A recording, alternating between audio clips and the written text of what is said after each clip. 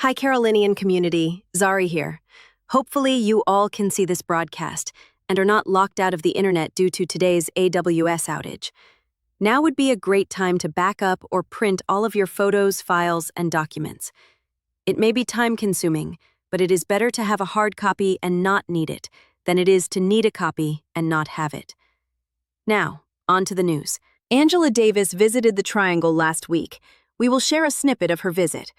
Also, unemployment amongst African Americans is surging again. We will look at some of the possible causes and solutions. Finally, we will take a brief look at the AWS outage.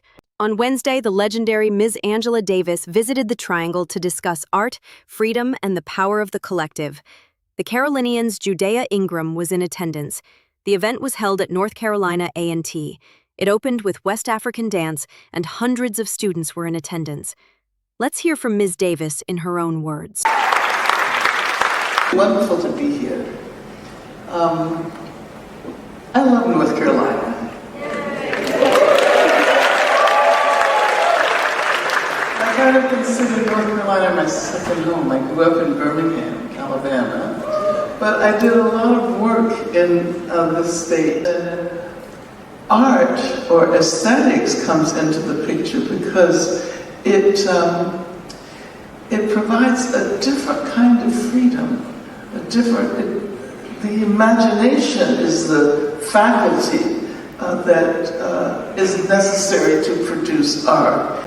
Artists are so important because they cultivate their imagination in ways that those of us who are not artists are not usually urged to do.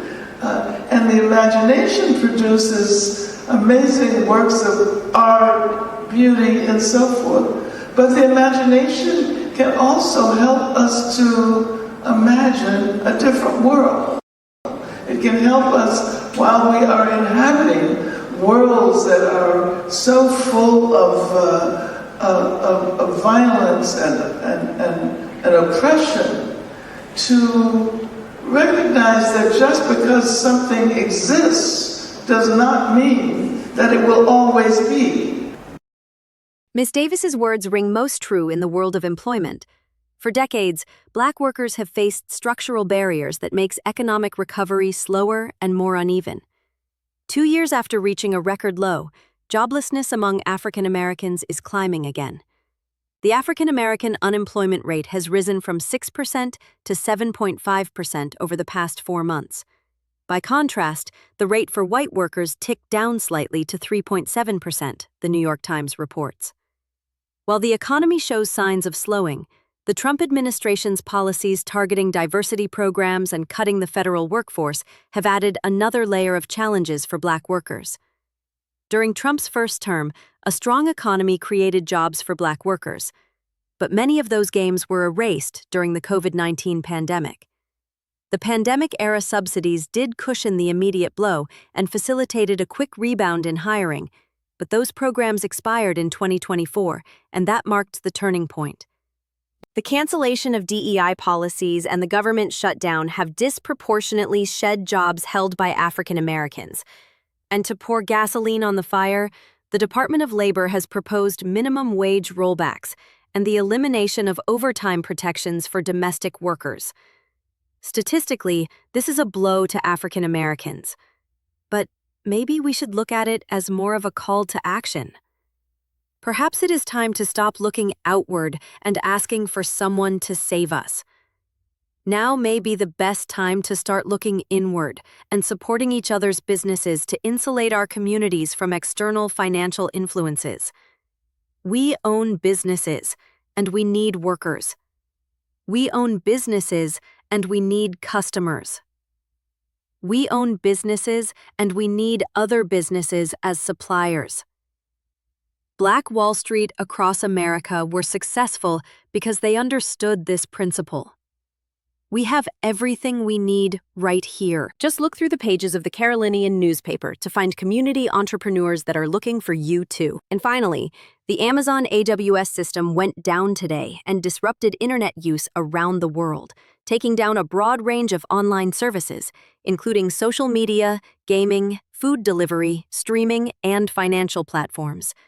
The disruption and the frustration it caused served as the latest reminder that our society is increasingly dependent on just a handful of companies for much of its internet technology, which seems to work reliably until it doesn't.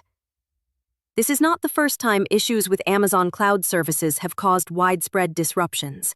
Many popular internet services were affected by a brief outage in 2023.